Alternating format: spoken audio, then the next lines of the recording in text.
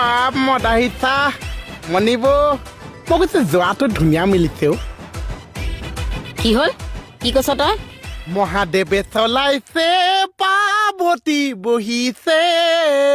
এই মূৰ্খ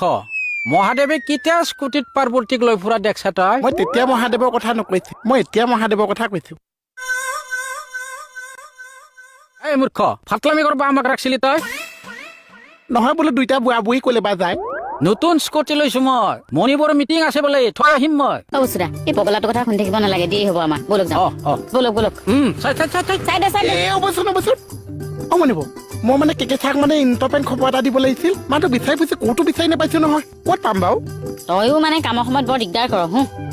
এইটো ল আৰু ফোন কৰ লগাই দিয়কচোন এই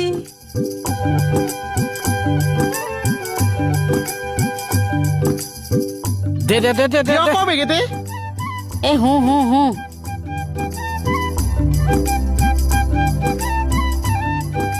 মই কৈছো মোহনে কৈছো ঐ চাহ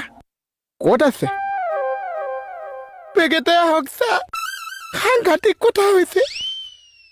মদাহী চাই মণিপুৰক লৈ স্কুটিত পলাইছে চাহ মই হাতে হাতে ধৰা পেলাইছো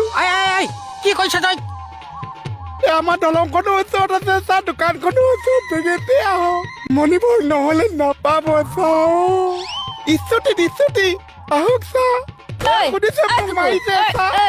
কি কৰিছ কি লগাইছ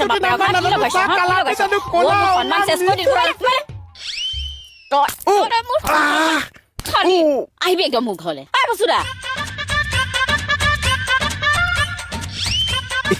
কেনেকুৱা পাইছা স্কুটি পাগল ঠাচ কাটিম একদম তোৰ কাৰণে যদি মোৰ সংসাৰ ভাগিল নহয় চাবি একদম আহিবি মোৰ ঘৰলে ঠেং জেগাতে নাথাকিব